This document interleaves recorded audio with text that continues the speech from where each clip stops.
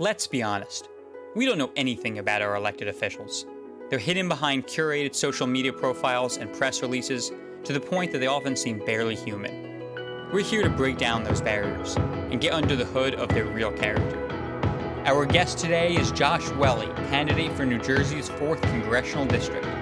I'm Scott Salmon, and this is Politically Driven. Back when you were at the Naval Academy, I was told that you actually went to school with Mikie Sherrill. Is that true? No, she's a little senior to me. Okay. She graduated a few years before. I think she was class of 96. I was class of 02. Okay. But when we do see each other, we do have an instant connection. Sure, yeah. Based on classes we took or razzing. Oh, man. we both endured. This goes half my questions about trying to get you to tell me an embarrassing story about her. From college. I got nothing. She was a pilot, and I was on ships. Sure. So the only thing I do know that Mikie and every pilot is much cooler than anybody on ships. I've seen Top Gun. I get that. Yeah. So she, I think she would take the trophy for the cool contest. That's fair. Okay, fair. Well, do you have any fun or memorable stories from the time at the Naval Academy? And the real reason I ask is because there are a lot of people obviously that go to college. Not a whole lot of people go to the one of the military academies. So sure. I'm just kind of curious what's similar. What's service different? Academy? Well, I was it's pretty sadistic, and I enjoyed the crucible. Okay. Look, fun was fun for us were some of the cool traditions. There's a tradition at the end of your freshman year where they put lard on this big obelisk, which is this tower, really big, and you climb it as a team. There's like 800 kids climbing this thing. That's crazy and fun. Fun was when my sophomore year I got to go to Rome, to Naples, to France with some of my best friends today. And to just think when you're 19 years old to go travel the world, to wear the uniform and to work with other navies, that's just fun. Yeah. So. I don't mean to diminish what you just said at all, but I have to go back for a second because you again casually mentioned an obelisk covered in lard. Sure. How much lard are we talking about here? Oh, it's a ton of lard. It's a ton, and it's right outside the Naval Academy Chapel. It marks the end of your freshman year, and you're climbing each other, men and women, and lard, creating a pyramid. Good times, and your parents are cheering you on. Oh, okay. So this is a family-friendly event. There's a commentator, and people are falling from the top. And so it's the goal is to get whoever gets to the top or something? To get to the top, you remove one cover. It's called a hat, and you replace it with an other, like a Dixie cup with an officer's cover. Really cool tradition and a ton of fun. If you hadn't gone to the Naval Academy, let's say you'd gone to Villanova or Pennsylvania, one of the other schools, do you think you would have ended up joining the military anyway? Yes. Yeah. I did junior ROTC in high school. It was a defining kind of experience. I was a Boy Scout guy. What rank? I was a Life Scout. I'm an Eagle. One-upsmanship. Oh, yeah. I got something. You did good. No, man. Eagle Scout is huge. It's a great acconnomplishment, and some volunteers for our staff do it. I just, too much was going on. Sure. I just didn't make it. I didn't make it. I think so. Look, there was no money for college for me. Okay. So ROTC was a big piece. I would have done ROTC somewhere to afford college. And then I fell in love with that type of service. Military service is cool. You get to meet people from around the country. You're unified in a higher calling. And then 9/11 happened when I was a senior. Oh, really? And we ran it into the, for us it was. Had you already committed to the Naval Academy when? Yes. Yeah. So I don't know how that works with scholarships and. There are some milestones, but we were committed to 5 years of commissioned service, and I ended up doing a little over 12 years. Wow. So what rank were you when you? I transitioned into the reserves as a lieutenant commander, and then I'm now a commander in the reserve. Okay. When were you promoted?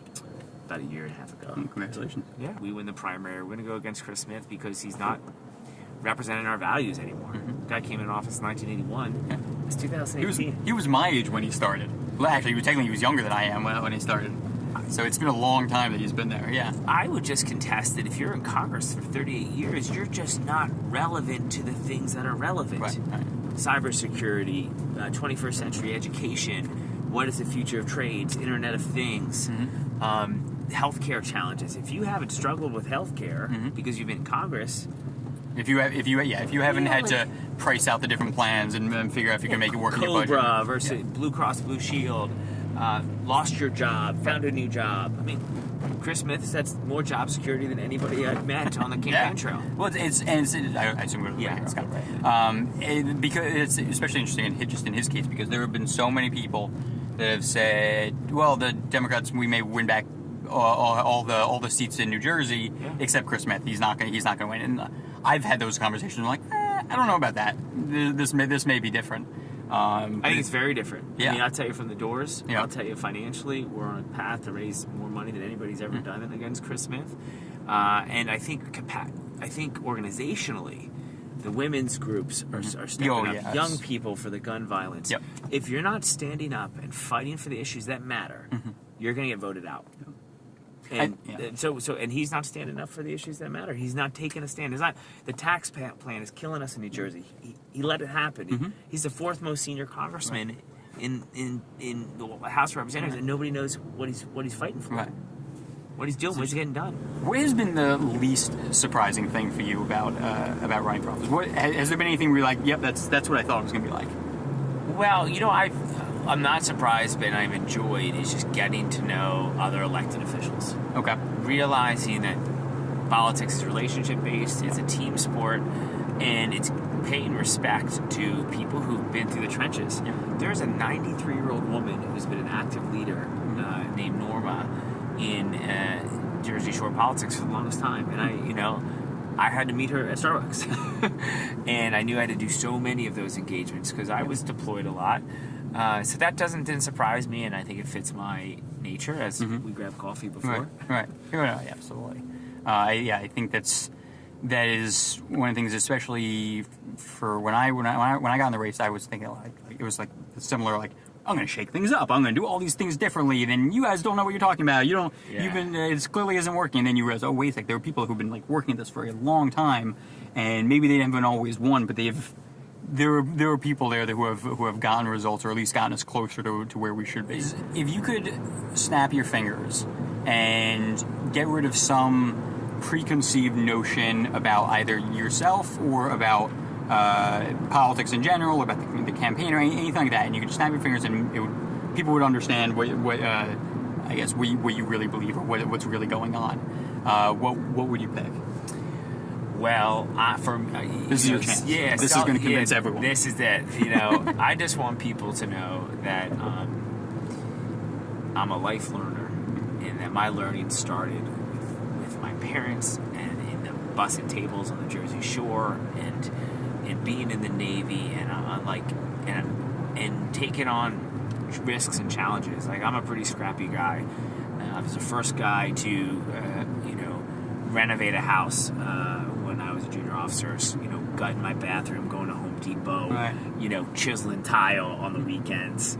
When other friends were out there, going out to the pubs, right. I was, 11 o'clock at night working to renovate my bathroom because I had that kind of work ethic. So I think I sometimes come off as very polished. Okay. I think I'm very standoffish or hyper professional. I'd like to think I'm scrappy, and I love learning in different environments, because that's what my life has afforded me, a lot of different chapters that I want to bring to bear to be a good leader now as a congressman. We've seen a lot of veterans that are running for office. I think it feels like more this cycle than at least I've noticed before. Sure. And I think they tend to be more Democrats than not. Maybe that's not a scientific thing, that's just my observation. Is there a reason why? I'm honestly asking because it's just something I've noticed more. Sure. No, I think there's something there. The vets are running for office not because of one person in the White House or one. It's not that. Yeah. And you're seeing Republicans and Democrats running for Congress right now. I think it's a byproduct of the hyper-partisanship in our country. Okay. That the far right and the far left are dividing us. It's every day. Look at these houses. Most of these people are not involved in politics every day. They're not. Just trying to pay. Tell you what's. Trying to pay the mortgage, trying to afford college, trying to live comfortably and to have a happy life, and maybe do some good work in their community. So it's incumbent on government to provide those enablers. Well, we can't do that if we're always pitting each other against each other. So veterans have a background of team, of mission first, of a higher purpose, loyalty to the Constitution, not to some ideology. And look, we were part of I was part of the Operation Iraqi Freedom and the invasion in 2003. That was not a good war. We learned a lot from that. That may be the understatement of the century. But but in the sense of blood and treasure was lost. We were responding to the tragedy of 9/11. We had a war in Afghanistan. My point is, these post 9/11 vets defended this Constitution on the front lines. Now this Constitution, in many ways, is under attack today. It's under attack by a government that is so fractured, and there's so many fissures that there's no civility in government that we're answering the call at home. I feel like veterans are running towards the fire in Washington to serve. Sure. It's not to serve for a career, 30 years, 20 years or 30 years. It's to right the ship. More of just a continuation of what they're doing. Yeah, to right the ship, and because we love this country very much, and we see some of the values subsiding or crumbling in some ways. Civility, protection of the free press, civil liberties. Those things are what we care about and what we fought and defended. Some of our friends never came home. Right. Because they love this Constitution, this country, and that country is fading away in some ways. So we need. Do you have a favorite restaurant in this area? Yeah, I guess in this area, we're passing we just passed McClune's, which is a local guy that's pretty solid. There's a great organic restaurant over here called Kitsch. Okay. Which another young entrepreneur went to CBA, I think, baseball player. That's very solid. My parents live in Red Bank. Oh, really? Okay. Kind of. Yeah, I like the west side of Red Bank. There's great Latin restaurants, a lot of startups. So I'm not one of those guys who's like, that's my guy. That's my jam. Okay. You don't have like a Tuesday spot. Okay. No, I'm pretty nomadic. I always wanted to be like one of those guys who's like, there's a diner near me, and I want to be the guy that's like every Tuesday night he's there in that specific stall, and he's always got a tuna melt. You aspire to be that guy? I want to be that guy. That's strange. Very, very badly. Strange. Like, that's Scott's booth. Don't go in that, like the kind where they have like a little picture of you or something there, like a little frame. You remind me of my second to last captain. Okay. Ted Pledger, if you're out there, if you're watching, I'm giving you a shout out. This dude. Ted Pledger? Ted Pledger. Ted Pledger, no. Ted Pledger. Okay. Phenomenal naval officer. Okay. Mr. Checklist. I mean, same breakfast. I don't think plain pizza. I was like, let's get some toppings. No toppings. This is like, you grew to love him because he was so predictable and consistent. Oh man! But at a time, you're like, dude, come on, try something new. Yeah. No, let me put it this way: I have been to Panera more times than I could count, like truly, like thousands of times, and I've never ordered anything other than a bacon turkey Bravo without tomato. Wow. Never, and I've been there, like I said, thousands of times. I know what I want, and I'm not gonna try anything else.